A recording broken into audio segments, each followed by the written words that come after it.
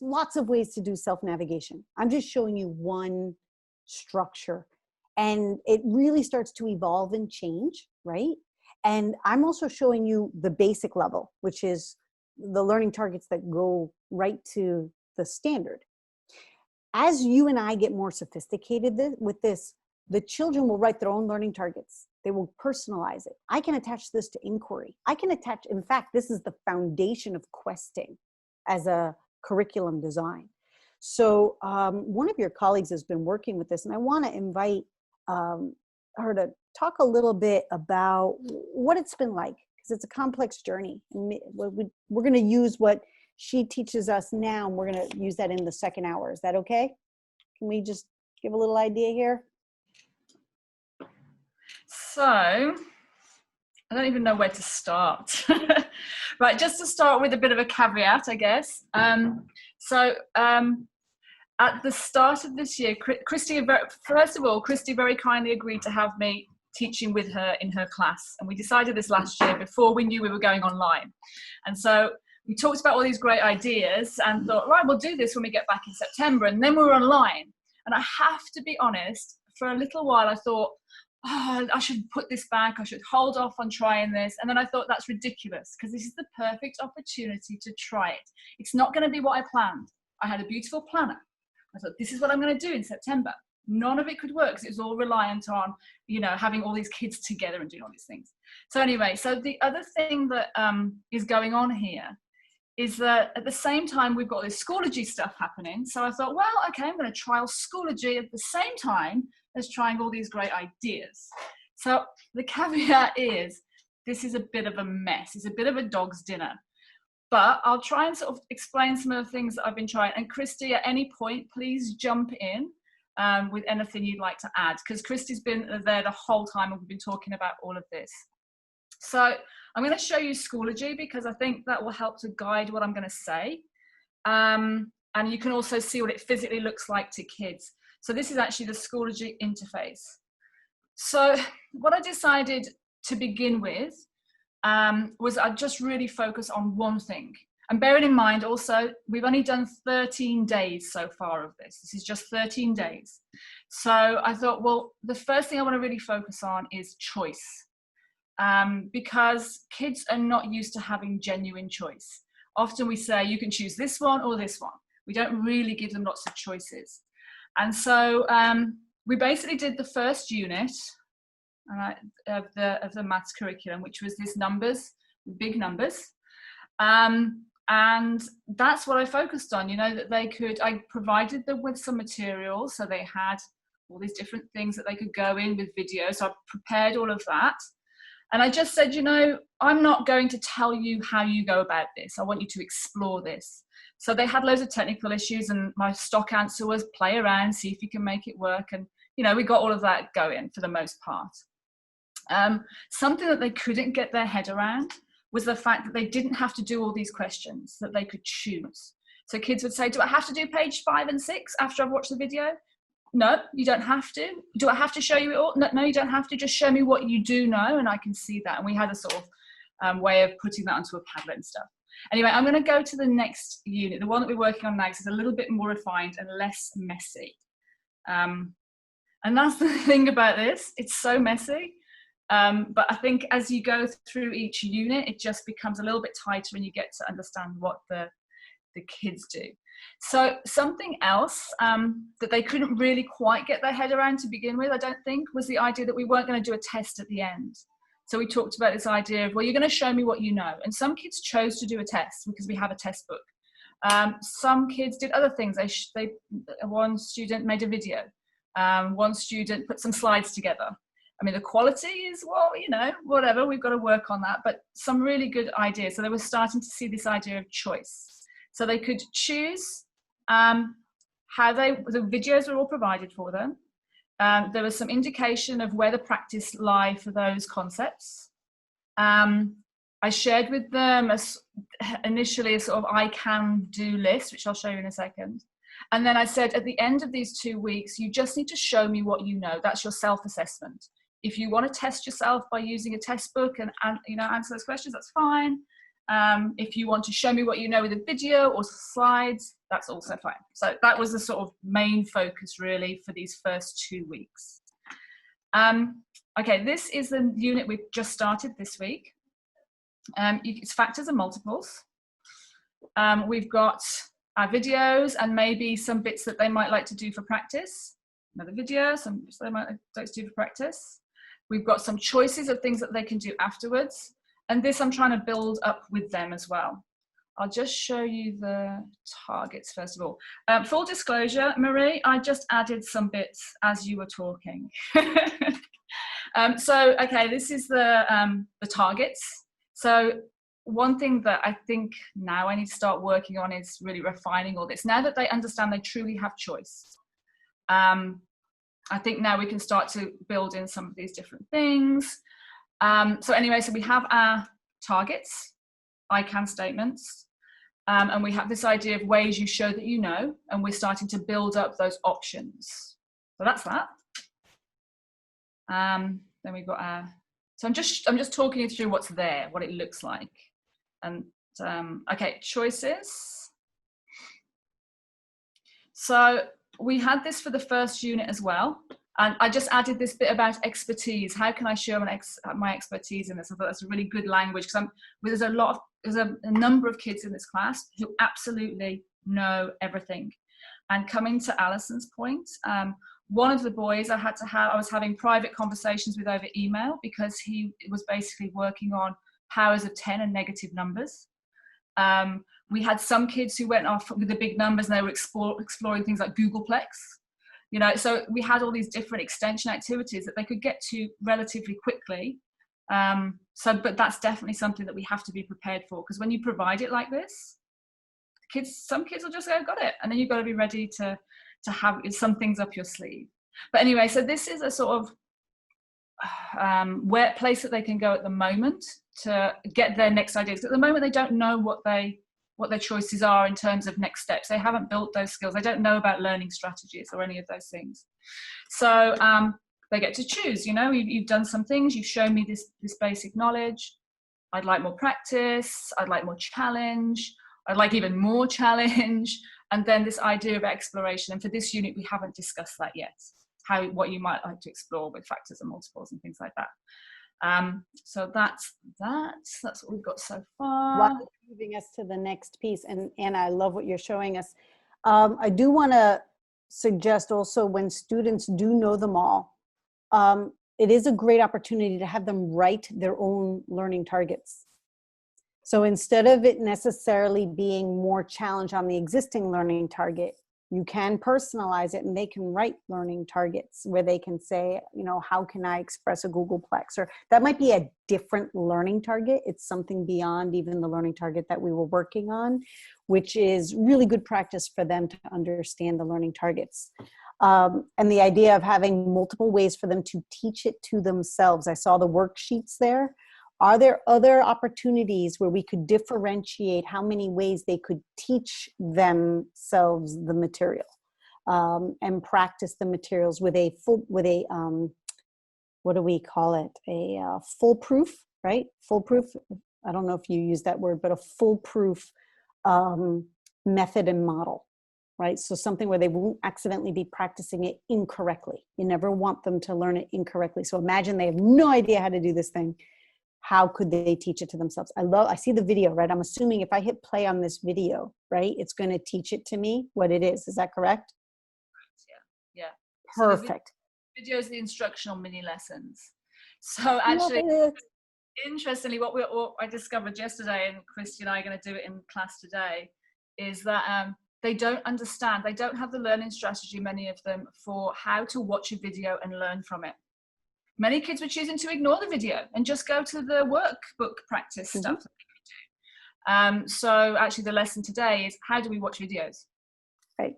And often what we suggest is, when we have them watch a video, provide a graphic organizer for how they should take notes, or make a suggestion like they have to create their own problem based on what they saw in the video, right? So give them something to help them process what they're watching. Otherwise it's very receptive only. Right? So to add a generative part to the act of watching the video can be helpful for teaching children how to learn from that kind of a resource. So that would be a fantastic piece. And I love the idea of them making their own videos to teach it even better, right? Like what you just said, where they made slides or they chose to make videos. These are good things. But this idea of using the learning strategies, which is different from the assignments. So if I want challenge, that's an assignment. The ways to learn it is this video and those worksheet pages that you suggested. Were there any other learning strategies for this round? No, and that's something that's definitely going to be a next step, is like what learning strategies are, what they do, because they can't create their own targets or they can't create their own next steps, because we haven't had those conversations, and I need to work through that as well. Like, I don't know, I'm not sure. I mean, I know what are learning strategies. I need a list. I need to sort of start. So personally, as a learning journey for myself, I need to sort of We're going to do that like right after this little break that we're going to have. But the idea also is, I commend you on only having 2, meaning in the first 2 years that we're doing this, do not oversaturate the kids with way too many learning strategies. It's overwhelming. They get immobilized by too many choices. So you want to keep it focused, maybe 1 or 2. That's well, 2, and then they can create their own when they're ready, right? In the first couple of rounds, they're not ready. Like you said, they're still in that obey state. It's going to take us 2 years to break out of, except for the young ones. The young ones are going to be just fine. But for everyone over 3rd grade, it's going to take 2 years to get out of that obey state, and for them to go, well, just tell me what you want me to do. Did I get an A? Like, was I in compliance? Did I do everything you wanted me to do? And like, I just wanted you to learn the learning target. Yeah. That, like, how long would you say it took them to figure out that they knew they really had a choice? Oh, it's still some of them are working that out, and still we're not, still I've provided so much that it's they have a choice of what I've put there for them. So really, Yeah. the choice element at the moment is coming through this ways you show what you know, or not doing what does the assessment look like? How am I self-assessing?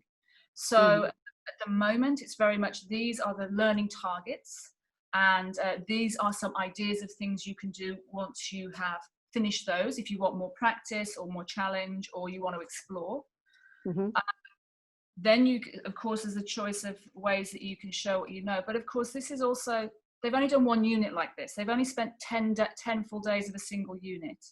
So what I'm anticipating is going to happen is that as we move forward, once they understand how things work, they'll actually be getting through things a lot more quickly, and then we'll have more time to go into depth about, okay, what are your options? How can you work on this? What's your next step? What are the learning strategies? We can start to develop that.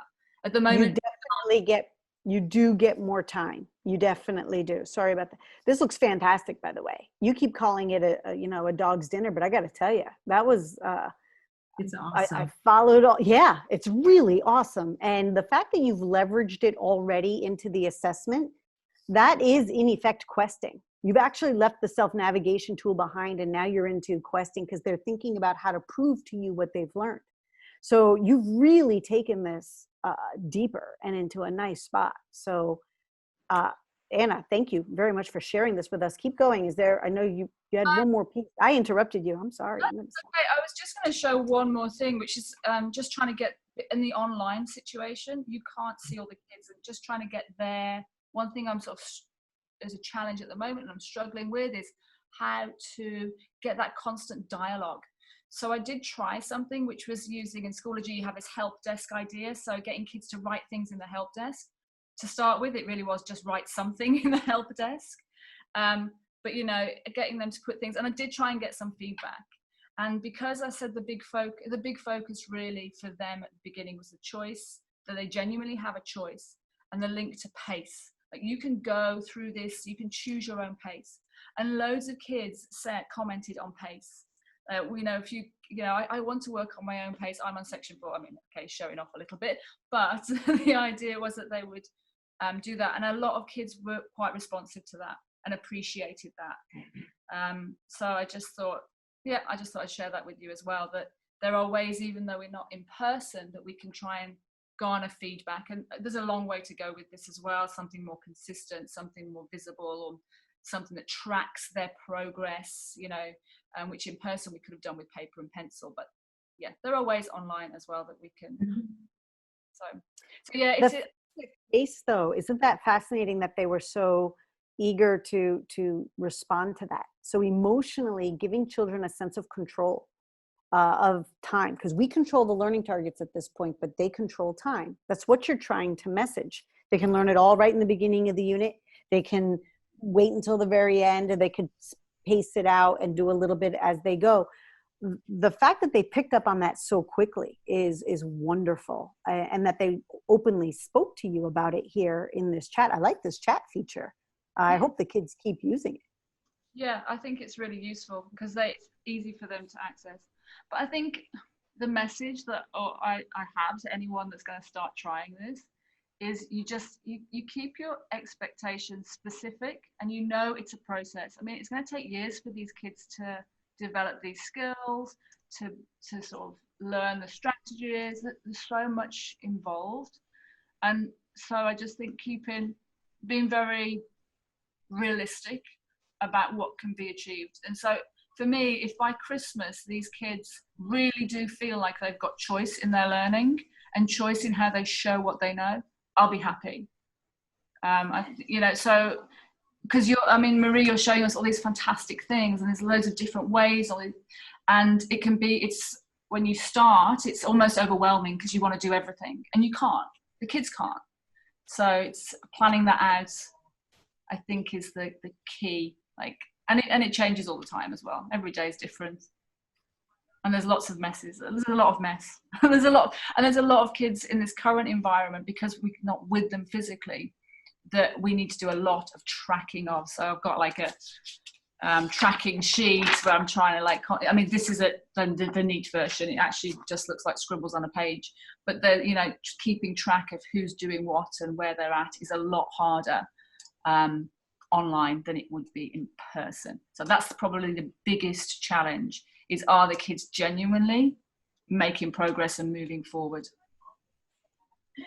Anna, can I ask a question about the time and the kids saying that they want to work at their own pace?